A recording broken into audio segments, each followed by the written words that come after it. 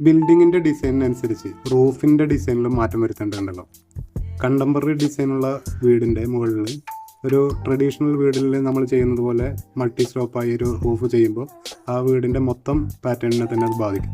ഞങ്ങൾ പെരിന്തൽമണ്ണ പെൻഡിയം വില്ലാസ് പ്രൊജക്റ്റിൽ 2500 സ്ക്വയർ ഫീറ്റ് വലിപ്പമുള്ള ഒരു വീടിൻ്റെ മുകളിൽ ചെയ്ത ഒരു മോണോസ്ലോപ്പ് റൂഫിൻ്റെ വിശദാംശങ്ങൾ ഇന്ന് നമുക്ക് പരിചയപ്പെടാം. ഒരു പ്രീമിയം കാറ്റഗറിയിൽ വരുന്ന ബിൽഡിംഗ് ആയതുകൊണ്ട് തന്നെ ടാറ്റ, അപ്പോളോ തുടങ്ങിയ ബ്രാൻഡഡ് കമ്പനികളുടെ ഒറിജിനൽ GI പൈപ്പുകൾ ഉപയോഗിച്ചാണ് ഇതിൻ്റെ സ്ട്രക്ചറുകൾ ചെയ്തിട്ടുള്ളത്.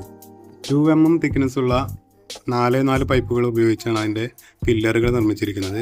4x2 പൈപ്പുകൾ ഉപയോഗിച്ച് ബീമുകളും 4x2 പൈപ്പുകൾ തന്നെ ഉപയോഗിച്ച് അതിൻ്റെ ട്രസ്സുകളും നിർമ്മിച്ചിട്ടുണ്ട്. വീടിന് മാക്സിമം പ്രൊട്ടക്ഷൻ കിട്ടാൻ വേണ്ടി നമ്മൾ അതിൻ്റെ ചുമരിൽ നിന്ന് ഏകദേശം എല്ലാ വശങ്ങളിലേക്കും 6 അടിയോളം കവറേജ് കൊടുത്തിട്ടുണ്ട്.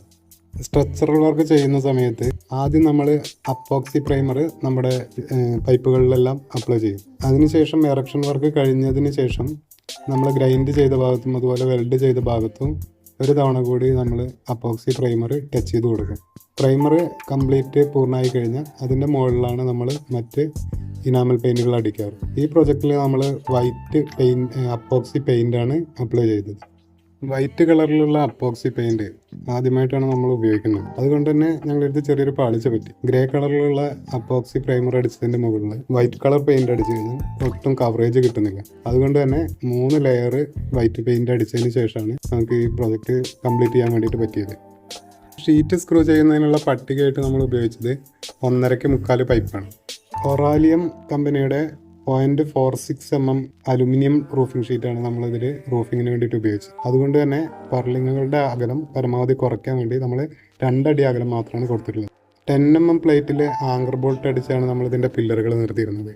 ആ പ്ലേറ്റുകൾ തുരുമ്പെടുക്കാതിരിക്കാൻ വേണ്ടിയും ഈ പില്ലറുകൾക്ക് ഷെയ്ക്ക് വരാതിരിക്കാൻ വേണ്ടിയും നമ്മളൊരു 2 അടി ഉയരത്തിൽ കോൺക്രീറ്റ് ചെയ്തെടുത്തിട്ടുണ്ട്. സാധാരണ കോൺക്രീറ്റ് സ്ലാബിന് ഉപയോഗിക്കുന്ന 1:4 റേഷ്യോയിലാണ് നമ്മൾ കോൺക്രീറ്റ് ചെയ്തത്. സാധാരണ ഷീറ്റും മോഡലും ഉപയോഗിച്ച് റൂഫിംഗ് ചെയ്യുമ്പോൾ അതിൻ്റെ വശങ്ങളെല്ലാം വൃത്തിയായിരിക്കാൻ വേണ്ടി നമ്മൾ സ്ക്വയർ ട്യൂബുകളാണല്ലോ ഉപയോഗിക്കാറ്. സ്ക്വയർ ട്യൂബുകൾ ചെയ്യുന്ന സമയത്ത് അത്യാവശ്യം നല്ല വെയിറ്റ് വരും. അതോടൊപ്പം തന്നെ നമ്മൾ വെൽഡ് ചെയ്യുന്ന ഈ പട്ടികയിലും റാഫ്റ്ററിലെല്ലാം വെൽഡ് ചെയ്യുന്ന ഭാഗത്ത് നനവ് വരാനും അത് തുരുമ്പെടുക്കാനും സാധ്യതയുണ്ട്. ഇതിന് ബദലായി നമ്മൾ 1.2 mm തിക്നെസ്സുള്ള ടാറ്റ ഗാൽവാനോ ഷീറ്റ് ഉപയോഗിച്ച് ബെൻഡ് ചെയ്തെടുത്തു. അങ്ങനെ ഒരു 30 സെൻറ്റിമീറ്റർ ഉയരത്തിൽ ഒരു 2 ഇഞ്ച് ബീഡിംഗ് ഉള്ള രീതിയിൽ നമ്മൾ എക്സ്ട്രാ ബീഡിംഗ് ഉള്ള രീതിയിൽ നമ്മൾ ബെൻഡ് ചെയ്തെടുത്ത് നമ്മൾ ഈ റൂഫിങ്ങിൻ്റെ 3 വശത്തും ഫിറ്റ് ചെയ്തു.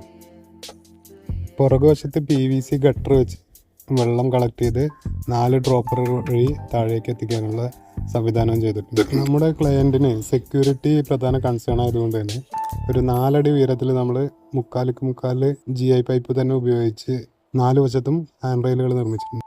പ്രിയമുള്ളവരെ, കഴിഞ്ഞ 1.5 പതിറ്റാണ്ട് കാലമായി ഇൻഡസ്ട്രിയൽ മേഖലയിൽ ഉപജീവനം നടത്തുന്ന ഞങ്ങൾക്ക് വ്യത്യസ്തങ്ങളായ നിരവധി പദ്ധതികളുടെ ഭാഗമാവാൻ വേണ്ടി കഴിഞ്ഞിട്ടുണ്ട്. ഇത്തരം നിർമ്മാണങ്ങൾ നിങ്ങളുമായി പങ്കുവയ്ക്കുന്നതിന് വേണ്ടി ഞങ്ങൾ ആരംഭിച്ചിട്ടുള്ള ഞങ്ങളുടെ യൂട്യൂബ് ചാനലും ഫേസ്ബുക്ക് പേജും ഫോളോ ചെയ്യണമെന്നും സബ്സ്ക്രൈബ് ചെയ്യണമെന്നും ഈ മേഖലയുമായി താല്പര്യമുള്ള നിങ്ങളുടെ സുഹൃത്തുക്കൾക്ക് ഷെയർ ചെയ്യണമെന്നും വളരെ സ്നേഹത്തോടെ അഭ്യർത്ഥിക്കുകയാണ്.